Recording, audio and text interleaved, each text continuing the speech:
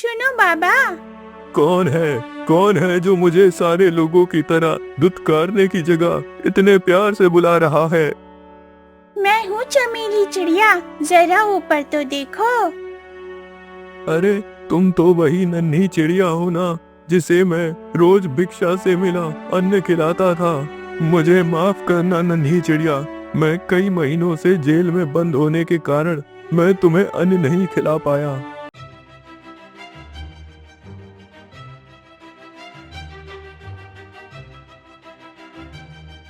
ज्ञानपुर गांव का एक बूढ़ा भिखारी जंगी तड़के सुबह ही अपनी फटी पुरानी झोली उठाए लकुटिया टेकते हुए भीख मांगने निकल पड़ता है।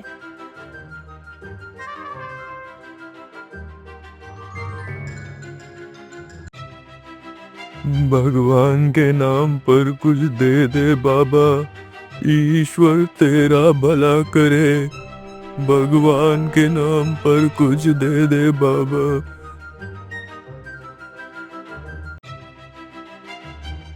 भगवान के नाम पर कुछ दे दे बाबा, ईश्वर तेरा भला करे।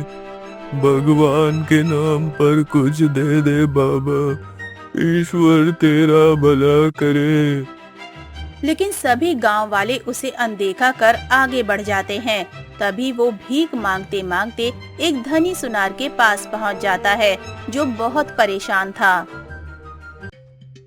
50, 100 और ये रहे 1.5 लाख। कुल हुए 3 लाख स्वर्ण मुद्राएं और पहले के 7 लाख स्वर्ण मुद्राएं मिलाकर कुल 10 लाख स्वर्ण मुद्राएं मेरे पास जमा हो गई हैं। लेकिन हे धन देवता, मैं इन्हें रखूं कहाँ, समझ ही नहीं आता। सुनार इसी चिंता में खोया हुआ था। तभी पीछे से बूढ़ा भिखारी पुकारता है। भगवान के नाम पर कुछ दे दे बाबा, ईश्वर तेरा भला करे। कौन है? ये स्वर्ण मुद्राएं मेरी नहीं हैं। यह तो विदेश घूमने गए मेरे एक मित्र ने मुझे अपने पास रखने को दिया है, ताकि उसके घर से चोरी ना हो जाए। वापस आते ही पाई पाई मुझसे ले लेगा। सुनार धीरे से अपनी गर्दन मोड़ता है और आयकर विभाग के अधिकारी की जगह एक बूढ़े भिखारी को पाकर चैन की सांस लेता है। हाँ, ये तो एक बूढ़ा भिखारी है। मुझे लगा कोई आयकर अधिकारी होगा। आजकल राजा ने जनता के ऊपर इतना अधिक कर थोप दिया है कि बड़े से बड़ा ईमानदार व्यक्ति भी मेरी तरह कर की चोरी करने लगा है और दिन रात आयकर अधिकारियों के आतंक में जीने लगा है। ये बूढ़ा परसों से भूखा है बेटा। कल जैसे तैसे रास्ते में एक जूठा पत्तल मिला, वह भी सड़क के आवारा दुष्ट कुत्तों ने मुझसे छीन लिया। केवल पैसे का ही नहीं, किस्मत का भी गरीब हूँ बेटा। कुछ हो तो दे दो, ईश्वर तुम्हारा भला करेगा। मैं क्यों दूं? जाकर अपने बेटे बेटी से क्यों नहीं मांगते? वह आजकल का नया तमाशा है। जीवन भर समाज से लूट खसूट के व्यक्ति अपने बेटे बेटियों के लिए कमाता है। जब वही बूढ़े होने पर उन्हें निकाल देते हैं तो आ जाते हैं उसी समाज से भीख मांगने जिसे उन्होंने लूटा। मुझे कोई संतान नहीं है बेटा, अविवाहित हूँ। इसलिए तो आराम करने की उम्र में दर दर भीख मांग रहा हूँ। संतान नहीं है, हाथ पैर तो है ना। खुद कमा कर क्यों नहीं खाते? सुबह सुबह मुंह उठाकर आ गए मुझे डराने। चलो जल्दी से फूट जाओ यहाँ से, नहीं तो मुझसे बुरा कोई नहीं होगा। यह मणिचंद्र सुनार केवल सौदा करने पर पैसे देता है, भीख नहीं, समझे? बूढ़ा भिखारी, जो भूख से बहुत त्रस्त था, भिक्षा ना मिलने पर गुस्से से आग बबूला होकर मंडराने लगता है। जा जा रावण की औलाद, तुझे क्या लगता है तू भीख नहीं देगा तो मैं भूखा मर जाऊंगा? बिल्कुल भी नहीं। अरे करोड़ों लोग हैं संसार में, हर एक व्यक्ति अगर चवन्नी भी देगा तो भी रुपयों का पहाड़ खड़ा हो जाएगा। बड़ा आया अकड़ू कहीं का।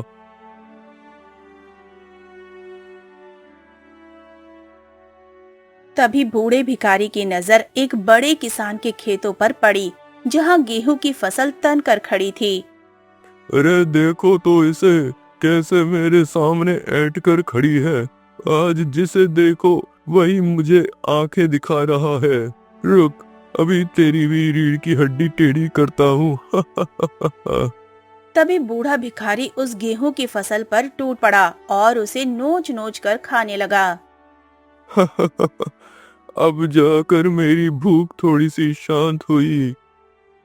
तभी किसान ने बूढ़े को देख लिया और लाठी डंडे से उसकी खूब पिटाई करने लगा। अच्छा, तो तू ही था जो रोज मेरी फसल को बर्बाद कर दे रहा था और मैं खामखा नीलगाय को दोषी समझकर उन्हें की पिटाई करता रहा। मुझे मत मारो बाबू साहब, मैंने तुम्हारा क्या बिगाड़ा है। मैं चोर नहीं, भिखारी हूँ, भिखारी। मुझे बहुत तेज भूख लगी थी, इसलिए कहीं से भिक्षा ना मिलने पर तुम्हारी फसल को खाने लगा। तो इस दुनिया में खाने को लाखों चीजें हैं। नदी में मछली है, जंगल में फूल फल हैं, भंडारे में पूरी सब्जी है। तुझे मेरी ही फसल मिली थी खाने को। मैं शाकाहारी हूँ बाबू साहब, मांस मच्छी नहीं खाता। और इस उम्र में आप कहाँ मुझे जंगल में भेज रहे हैं। कोई जंगली जानवर आ गया तो मैं कैसे भागूंगा। अब घुटने मेरा साथ नहीं देते। बस बस, अब कोई और बहाना नहीं। एक तो वैसे ही बारिश ना होने के कारण सूखा पड़ा हुआ है, ऊपर से जो थोड़ी बहुत फसल उगी थी उसे तूने सफा चट कर दिया। रुक, अभी तुझे सिपाहियों के हवाले करता हूँ, चोर भिखारी। किसान बूढ़े भिखारी को घसीटते हुए उसे राज्य के सिपाहियों के पास ले जाने लगा। दूसरी तरफ राजमहल में वित्त मंत्री सभी राज कर्मचारियों को वेतन बांट रहा था।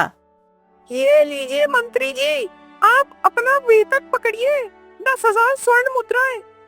ये लीजिए कोषाध्यक्ष जी, आपका 5,000 स्वर्ण मुद्राएं। और यह रहा मेरा वेतन, 8,000 स्वर्ण मुद्राएं। और ये रहा हमारे सभी सिपाहियों का वेतन, मात्र 100 स्वर्ण मुद्राएं। यह क्या वित्त मंत्री महोदय, हमारा वेतन तो महाराज ने 3,000 स्वर्ण मुद्रा नियत किया था। आप हमें मात्र 100 स्वर्ण मुद्रा ही क्यों दे रहे हैं? क्योंकि आप और आपके सिपाहियों की टोली पिछले कई सालों से कोई भी अपराधी पकड़ने में सदैव असफल रही है, इसलिए महाराज ने आपका वेतन घटाकर द्वारपालों के बराबर कर दिया है। लेकिन क्यों? क्योंकि हमारे राज्य में सिपाहियों और द्वारपालों में ज्यादा अंतर नहीं रह गया है। फर्क सिर्फ इतना है कि वह महल के अंदर खड़े होते हैं और आप सब महल के बाहर। इसमें हमारी गलती नहीं है वित्त मंत्री जी। महाराज ने हमें जंग लगे हुए पुराने जमाने के अस्त्र शस्त्र दे रखे हैं। जब भी किसी अपराधी को पकड़ने जाओ तो उसके एक ही प्रहार में हमारी तलवार टूट जाती है। अब अंधेर नगरी तो है नहीं कि किसी भी निर्दोष का मोटा गर्दन देख उसे फांसी पर चढ़ा दिया जाए।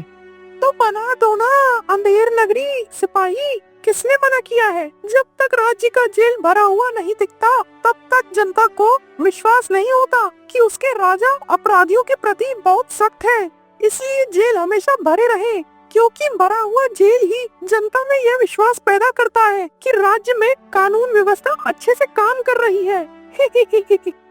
वित्त मंत्री सिपाही के हाथ में 100 स्वर्ण की मुद्राएं थमाकर चला जाता है। तभी सामने से किसान बूढ़े भिखारी को लेकर आता है। मुझे क्षमा कर दीजिए बाबू साहब, मैं आपको वचन देता हूँ कि आज से मैं गेहूं से उसी तरह दूरी बनाकर रखूंगा जिस तरह किसी जहरीले गेहूं सांप से। अरे अरे, क्यों इस बूढ़े व्यक्ति को मार रहे हो भाई? इसने तुम्हारा क्या बिगाड़ा है? ये भुक्कड़ बूढ़ा मेरे खेतों की सारी फसल खा गया सिपाही जी, इसे तो कठोर दंड अवश्य मिलना चाहिए। अरे भाई, किसानों का तो कर्तव्य होता है भूखे लोगों का पेट भरना। अगर इसने थोड़ी सी फसल खा ली तो कौन सा पहाड़ टूट गया। चलो जाओ यहाँ से और मुझे चैन से सोने दो। लेकिन मैंने वह फसल बड़ी मेहनत से उगाई थी। हमारे गांव में बारिश नहीं हुआ है, 4 मील दूर कुएं से पानी लाकर खेतों को सींचा था। लेकिन वेकिन कुछ नहीं, चलो जाओ यहाँ से। किसान निराश होकर बूढ़े भिखारी को गुस्से से घूरते हुए जाने लगता है। तभी सिपाही की नजर अपने हाथ पर रखे 100 स्वर्ण मुद्राओं पर पड़ती है। अचानक से उसे वित्त मंत्री का कहा सब याद आ जाता है। ए, रुको जरा, सब्र करो, मुझे तुमसे कुछ कहना है। बस बस सिपाही महोदय, आपने मुझ निर्दोष बूढ़े भिखारी पर इतनी दया कर दी, उसके लिए आपका बहुत बहुत धन्यवाद। मुझे पता है आप यह स्वर्ण मुद्राएं मुझे देना चाहते हैं, लेकिन मैं लूंगा नहीं, क्योंकि मैं जानता हूँ आपके भी बाल बच्चे होंगे।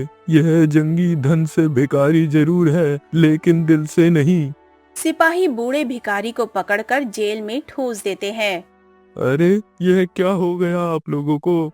एकदम से वक्त बदल दिए, जज्बात बदल दिए। अभी तो निर्दोष कह रहे थे, अचानक से वह दोषी कैसे हो गया? आए? धीरे धीरे कई महीने बीत गए। एक दिन बूढ़े भिखारी को न्यायालय में राजा के सामने पेश किया गया। हाँ तो बूढ़े भिखारी जंगीलाल, तुम्हारे ऊपर एक किसान का फसल खाने का आरोप है। क्या मैं जान सकता हूँ तुमने खाने की चोरी क्यों की?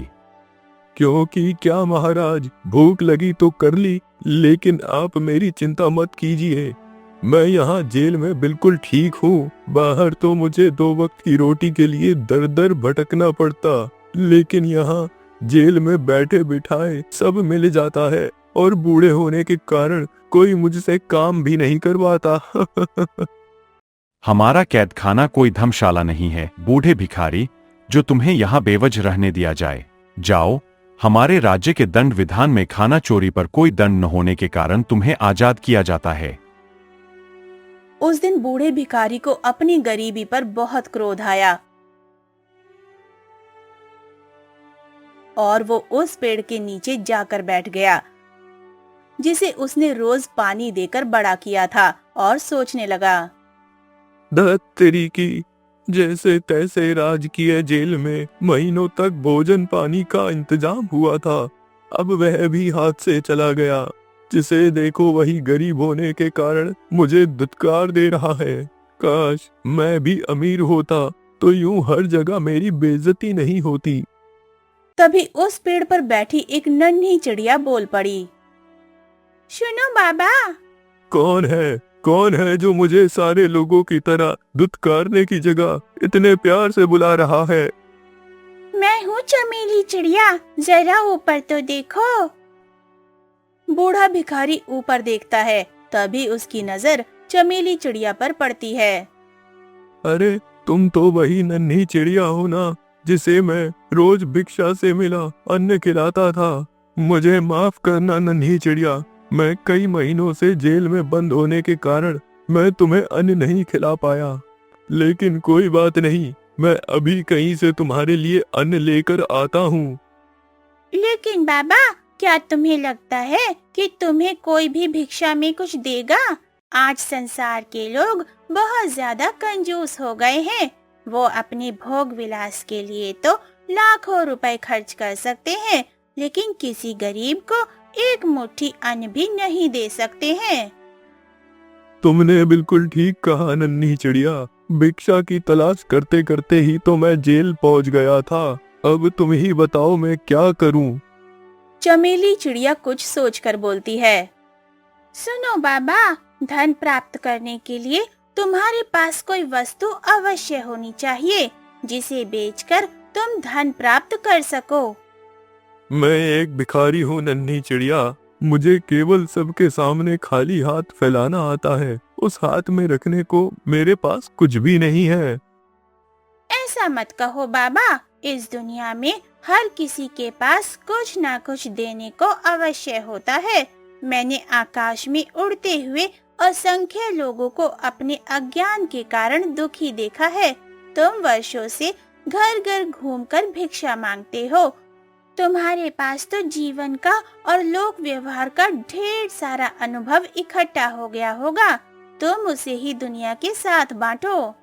बूढ़े भिखारी को चिड़िया की ये बात पसंद आती है और वो चहकते हुए अपने अनुभव बांटने निकल पड़ता है। किसी को ज्ञान की जरूरत है क्या? कोई मुसीबत में है क्या? किसी को ज्ञान की जरूरत है क्या? कोई मुसीबत में है क्या? तभी रास्ते में बूढ़े भिखारी को मंदिर के बाहर एक पुजारी दिखता है, जो मंदिर में श्रद्धालु न आने से दुखी था।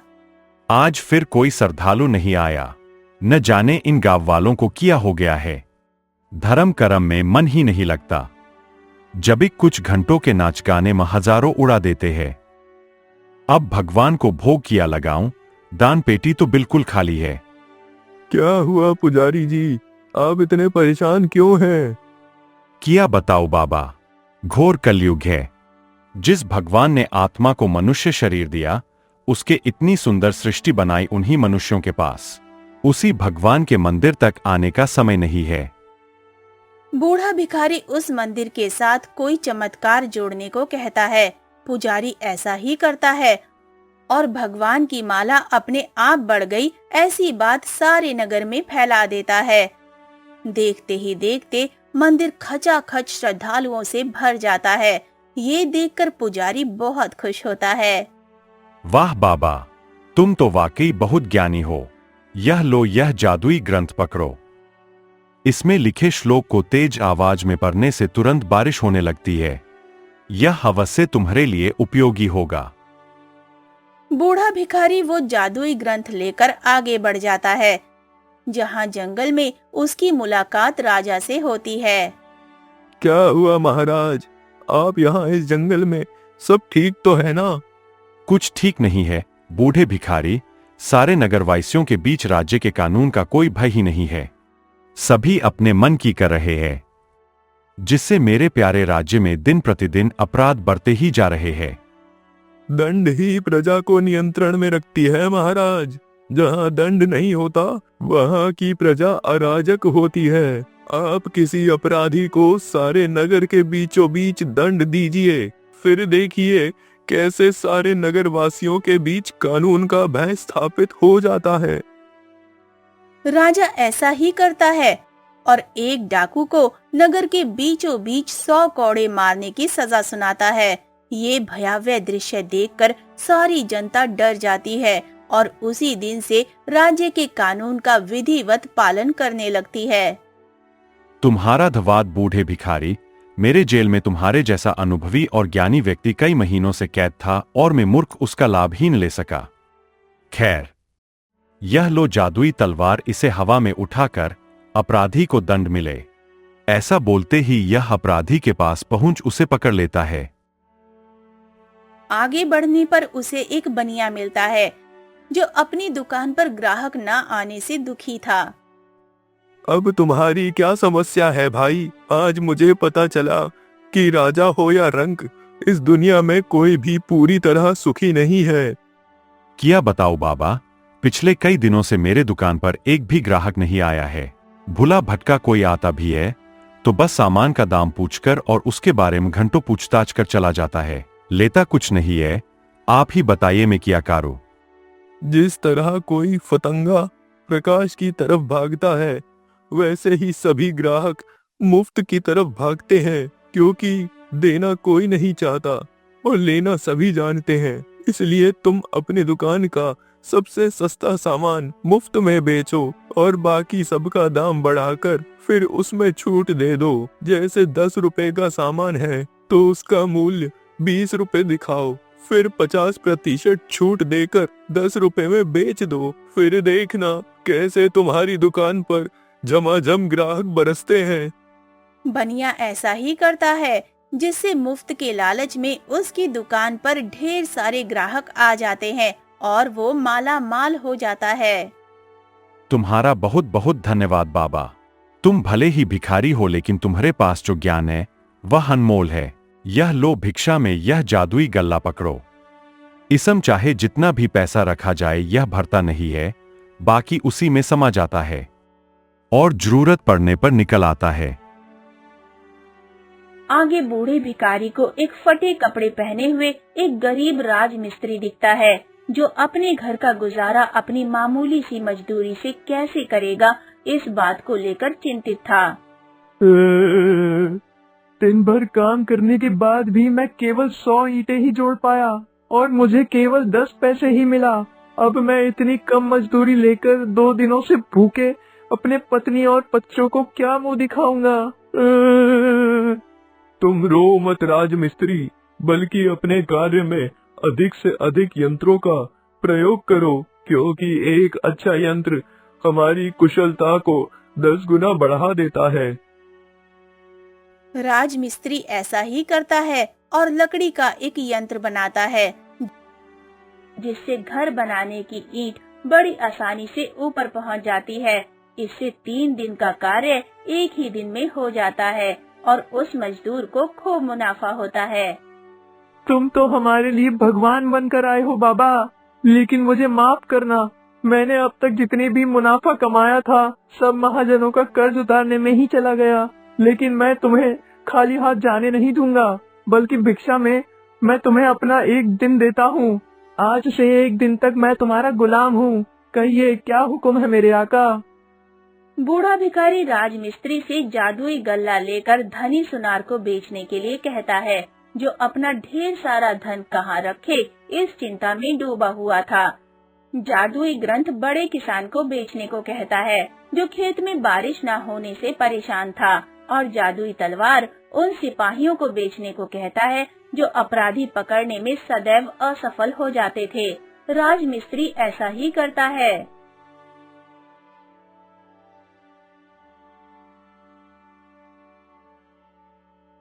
मुझे एक बात समझ नहीं आती बाबा कि आपने उस सुनार, किसान और सिपाही का भला क्यों किया, जिन्होंने आपके साथ इतना बुरा व्यवहार किया था। क्योंकि उन्होंने ही तो मुझे इस दुनिया का असली चेहरा दिखाया था बेटा, कि इस दुनिया में भीख नहीं बल्कि भिक्षा मांगनी चाहिए, क्योंकि भीख खाली हाथ फैलाकर मांगी जाती है और भिक्षा में कुछ देकर कुछ लिया जाता है। जब उस सुनार, किसान और सिपाही को ये पता चलता है कि उसी बूढ़े भिखारी ने उन पर इतना उपकार किया है जिसे उन्होंने अपमानित किया था, तो वो बहुत गलानी महसूस करते हैं और उन जादुई सामानों के बदले एक बड़ा मूल्य चुकाते हैं, जो 1 अरब रुपए होता है। राजमिस्त्री सारा धन बूढ़े भिखारी को दे देता है। देखा राजमिस्त्री, अगर दुनिया के सारे भिखारी यह समझ जाएं कि भगवान ने उनको कोई ना कोई चीज अवश्य दे रखी है, जिसे देकर संसार से धन और इज्जत दोनों कमाए जा सकते हैं, तो इस संसार में कभी भी कोई भिखारी नहीं होगा। सभी मेरी तरह धनवान बन जाएंगे। उस बूढ़े भिखारी को ये देखकर बहुत खुशी होती है कि उसके पास संसार को देने के लिए बहुत कुछ है। वो भिखारी नहीं था, बल्कि अपने अज्ञान के कारण ही उसने जीवन भर दर दर की ठोकरें खाई थीं। वो उस 1 अरब रुपए से अनुभव की पाठशाला नामक एक विद्यालय खोलता है और लोगों को अपने अनुभव बांटता है, ताकि भविष्य में कोई और उसकी तरह दुख और बेइज्जती ना झेले।